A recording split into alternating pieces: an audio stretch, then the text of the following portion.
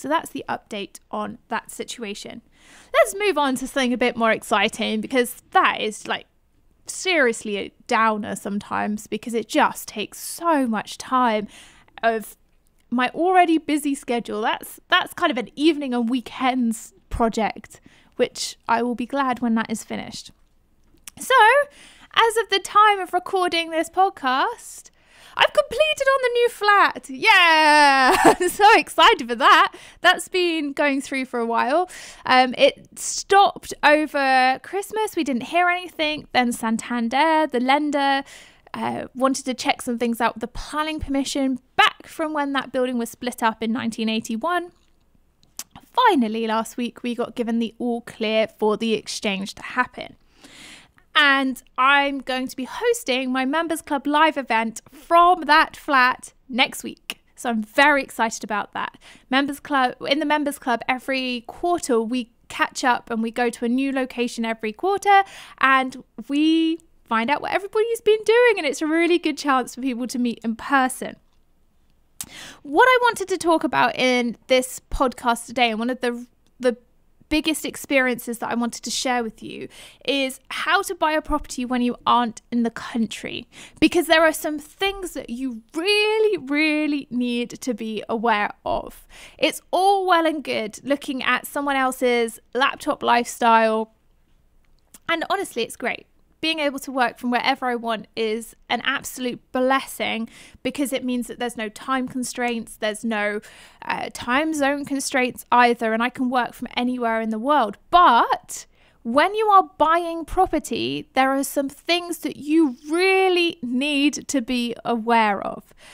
So firstly, of course, you have to go and have a look at the property, and I go back to the UK really often. I'm always in and out, so it's not a problem for me to go and have a look at new properties. You just need to make sure that once you've seen the property and you enter into negotiations, the other party has an easy way of contacting you. So my mobile phone contract covers both the UK and the world. Actually, I can get that call within my plan across the world, which is great. O2 have been very accommodating with that. But I also have a landline on my computer via Skype, so that I can be called on a landline as well if someone needs to get hold of me. And of course, I'm constantly checking my emails, probably a bit too much. Side note, New Year's resolution, don't check those emails as much. But I'm contactable. That's one of the very first things.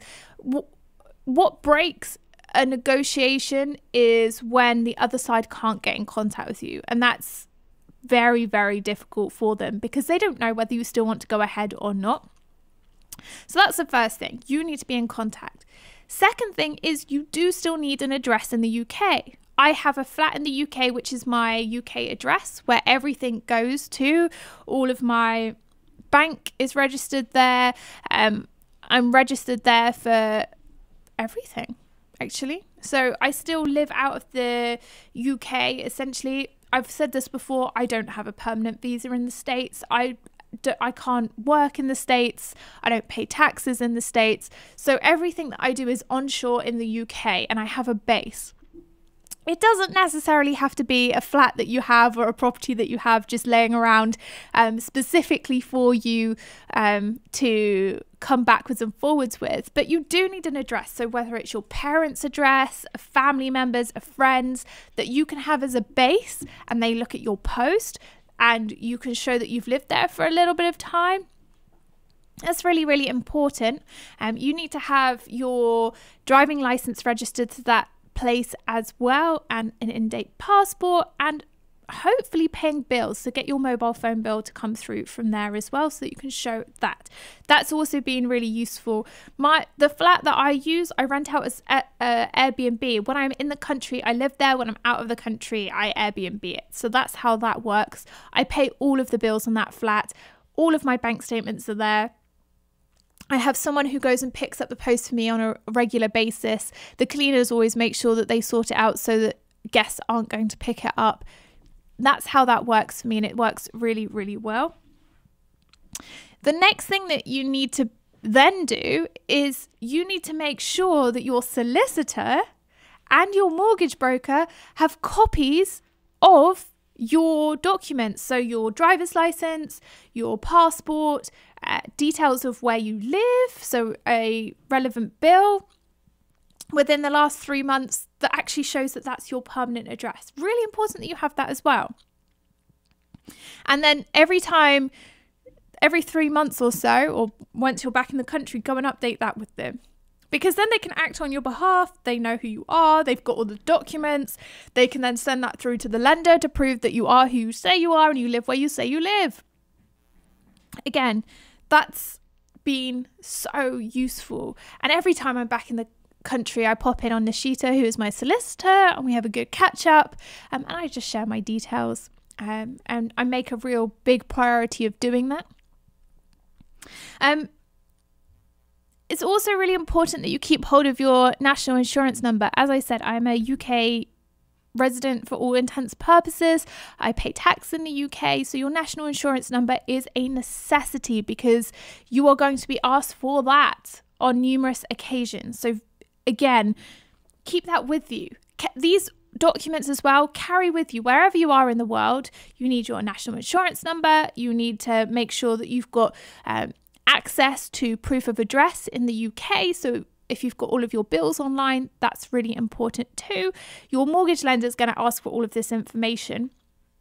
Similarly, if you're doing remortgages, you also need to have all of the details of your properties. So I file everything on an online filing system, which is password protected, very, very safe and secure, but I can access that as long as I've got an internet connection. So I can always put together the documents of my portfolio. And when I'm back in the UK and I sort out my filing, I scan everything in and I store it correctly. So I don't have to worry about, oh, where's this paperwork? Have I got this sorted out? Okay, it takes a little bit more time, but good organization is key.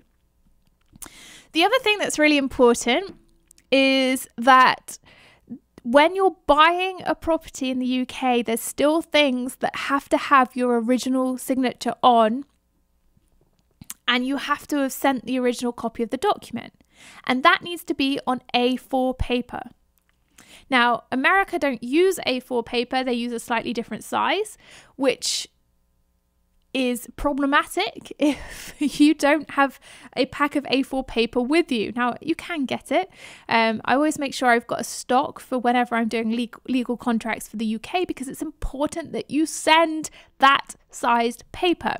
You're also going to need to have a printer that prints off A4. I think all printers actually print off A4, but it might be that if you were to go into a print shop, they might not necessarily stock the A4 paper. So just make sure you have A4 paper with you that isn't crumpled up or looking terrible, because when you do your mortgage deed and get that signed, and when you sign your contract for the sale of the property, that is going to have to be printed off. You're going to have to sign it in ink, and you're going to have to get that back to the UK wherever that needs to go. So bear that in mind. It can't be that you think, oh, I'm going to complete on Friday. It's now a Wednesday. Oh, I might go and print that off and try and get it in the post. Also know that you're going to have to leave room for posting documents. For example, even though I paid $65 for my contract and my mortgage deeds to get in the post to my solicitor, that still took 4 working days, which is a lot of money for 3 pieces of paper to go in the post. But you also have to factor in that you have to get to whatever post office you're going to go to, and you're going to have to sign the customs form for that to get into the UK. So this all takes time. It can't be that you just one day decide, oh, okay, today's the day I'm going to get all the paperwork. Make sure that your solicitor knows where you are. This is even true if you're just traveling for a month or two. You know, we all love it when we get sabbaticals, or we get time off work and we get to travel the world, which is essentially what we're doing at the moment.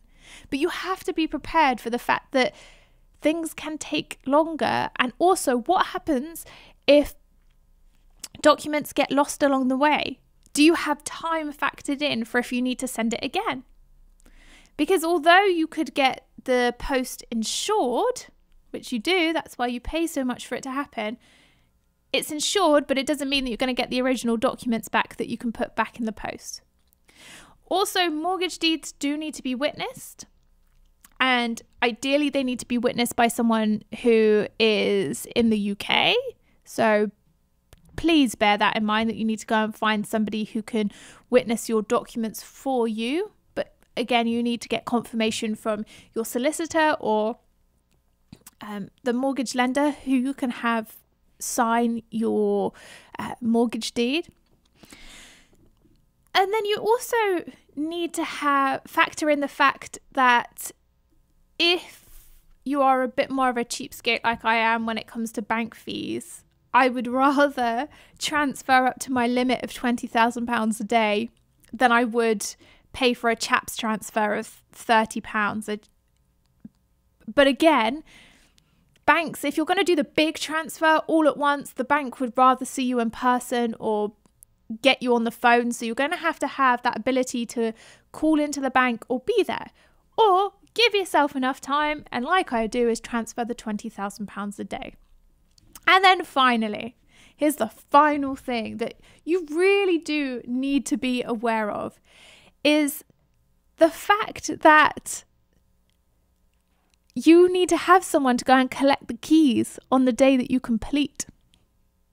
Really important. So my dad has gone to collect the keys, which is very nice of him. He's around, he gets excited by this stuff. The owner of the flat currently knows him anyway, so the handover of the keys isn't too much of a problem. But you need to make sure that whoever is picking up the keys on your behalf is known to the buyer, or to the seller, sorry. So the seller can give whoever it is the keys, right? So you've got to organize all of that. And there's a bit of jumbling and trying to get everything sorted out. But if you have all of this factored in before you start even thinking about the fact that you're going to purchase a property, you're then actually quite organized, because you have to know that these processes are going to take longer than you being in the UK. And that's absolutely fine. Do you know what? We invest because we don't want to be in one place maybe, or we want the opportunities to live wherever we want to live, be wherever we want to be. But we do have to make sure that if we still want the investment lifestyle and we still want to be buying these assets, that we have access to the right things.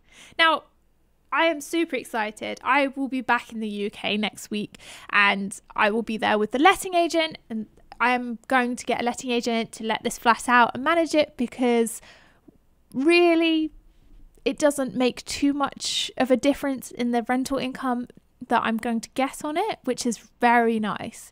Very, very nice. This is a good purchase for the fact that all costs have been, touch wood, pretty cheap so far. So I am actually going to go back to the UK, do the inspection, make sure that everything is looking good and it's ready to be let out. In this particular flat, there is a new bathroom, there is a new kitchen. So from that point of view, it's fine. It's recently been decorated. There's lovely blinds on the windows. In fact, it's really almost good to go. I've just got to change a couple of radiators around, and I wanted to paint one of the walk-in wardrobe doors so that it's white and matches the rest of the room. Apart from that, it's pretty much good to go. So I am then going to get the agent that I've already selected. Yeah, I've been emailing and phoning around agents just to make sure that I'm getting the best price and the most knowledgeable person. And I'm going to meet them on site and show them the unit. But you can't, if you're not in the country and you still want this to happen, you can't just switch off to it. You have to be prepared to be constantly chasing things up, writing things in your diary when you're expecting them to happen, and checking on everything.